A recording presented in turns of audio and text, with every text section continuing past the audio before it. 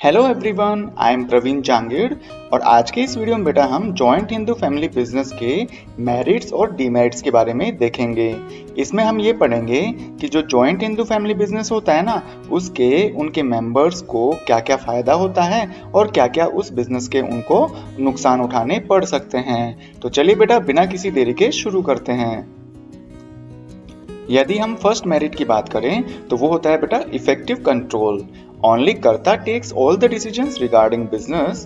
No other members of the family interferes. क्योंकि इस business में क्या होता है कि जो कर्ता होता है ना, सीनियर मोस्ट पर्सन, वो ही सभी तरह के जो डिसीजंस होते हैं वो लिया करता है और जो भी बाकी मेंबर्स है वो उस डिसीजन में कभी भी कोई इंटरफेयर या हस्तक्षेप या बाधा नहीं पहुंचाते हैं। It helps in taking prompt decisions और इस तरह से जो करता है वो अपने जो डिसीजन है वो तुरंत ही ले लिया करता है, क्योंकि वो सारे डिसीजन खुद के द्वारा लिए जाते हैं, किसी दूसरे का इंटरफेयर होता नहीं है, तो इसलिए जो भी डिसीजन लेने होते हैं वो तुरंत वो अपने आप ले सकता है। यदि हम सेकंड मेरिट की बात करें तो वो है continuity. Business can be continue even after death of karta as immediate the eldest member from the rest of the members of the family takes his position as कर्ता।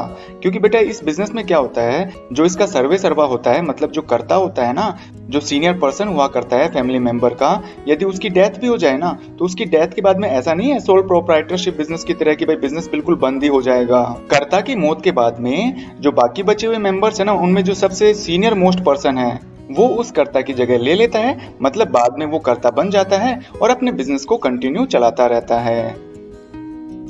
इसी तरह से थर्ड बेनिफिट की बात करें तो वो है लिमिटेड लायबिलिटी। तो बेटा इस बिजनेस में कर्ता को छोड़कर बाकी बचे हुए जो मेंबर्स होते हैं ना, उनकी लायबिलिटी लिमिटेड होती है। इसका मतलब ये हुआ कि कभी भी फ्यूचर में मान लीजिए उन्होंने कोई बिजनेस लोन लिया हुआ था, अगर वो बिजनेस लोन नहीं चुका पाते हैं तो इसका मतलब ये नहीं है कि बैंक वाले जो हैं वो मेंबर्स के पर्सनल असेट्स को या पर्सनल प्रॉपर्टी को भी हाथ लगा पाए। वो उनकी पर्सनल प्रॉपर्टी को नहीं बेच सकते अपना लोन रिकवर करने के लिए। ठीक इसी तरह से HUF बिजनेस के फोर्थ मेरिट की बात करें तो वो है loyalty and cooperation. HUF business is run by family members, so there is a sense of great loyalty towards each other। क्योंकि आपको पता है HUF टाइप का जो बिजनेस होता है ना, वो एक ही हिंदू परिवार के सदस्यों के द्वारा चलाया जाता है, इसलिए जो भी मेंबर्स होते हैं उनके बीच में एक दूसरे के प्रति वफादारी, ईमानदारी रहती है। They feel pride in the growth of the business और इस तरह से जैसे जैसे बिजनेस ग्रो करेगा तो उस ग्रोथ का जो फायदा है मेंबर्स को मिलेगा और वो अपने आप में प्राइड फील किया करते हैं।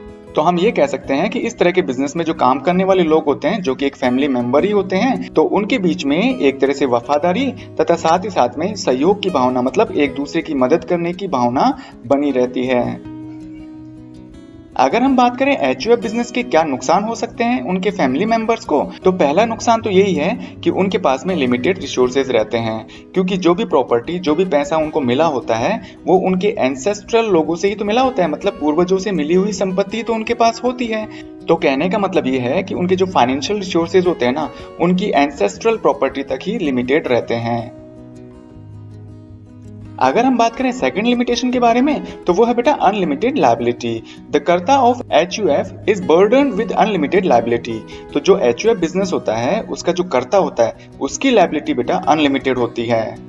इस तरह की अनलिमिटेड लायबिलिटी का नुकसान कर्ता को अपने पूरे जीवन भर उठाना पड़ता है, क्योंकि जो भी अपने बिजनेस के नाम से बैंक से वो लोन लेता है और लोन नहीं चुका पाता है तो बैंक वाले उसकी पर्सनल प्रॉपर्टी को भी गिरवी रख सकते हैं या पर्सनल प्रॉपर्टी से भी अपने बैंक का लोन रिकवर कर सकते हैं।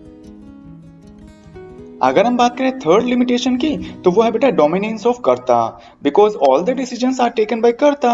क्योंकि इस तरह के बिजनेस में जितने भी डिसीजंस होते हैं वो सारे के सारे कर्ता के द्वारा लिए जाते हैं। And he does not allow other members to share their experience in management. और मैनेजमेंट करने में जो दूसरे मेंबर्स होते हैं उनको वो कभी भी अलाउ नहीं करता है। इस वजह से जो बाकी बचे मेंबर हैं फैमिली के, वो कर्ता से इस बात के लिए हमेशा नाराजगी बनाए रखते हैं।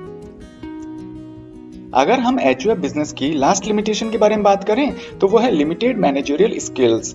Only one man and in this condition karta can not be an expert of all things. क्योंकि कहा जाता है ना कि एक अकेला आदमी सभी चीजों में एक्सपर्ट नहीं हो सकता। तो इसी तरह से एचयूएफ बिजनेस चलाते समय जितने भी डिसीजन लिए जाते हैं वो सारे के सारे कर्ता के द्वारा लिए जाते हैं। और कभी कभार तो क्या होता है, बिजनेस में सफर फ्रॉम लॉस, और उस अकेले के द्वारा लिए गए डिसीजन की वजह से पूरे बिजनेस को सफर करना पड़ता है। बिजनेस में कभी कभार लॉस भी उठाना पड़ सकता है। तो उम्मीद है बेटा आपको एचयूएफ बिजनेस के मेरिट और डीमेरिट मतलब फायदे और नुकसान के बारे में अच्छी तरह से समझ में आया होगा। यदि वीडियो पसंद आया तो बेटा लाइक करिए, अपने फ्रेंड्स में इसको शेयर जरूर करिएगा। यदि आप चाहते हैं इसी तरह के वीडियोस आपके स्क्रीन पर रेगुलर आते रहें तो इसके लिए आप मेरे चैनल सब्सक्राइब कर सकते हैं।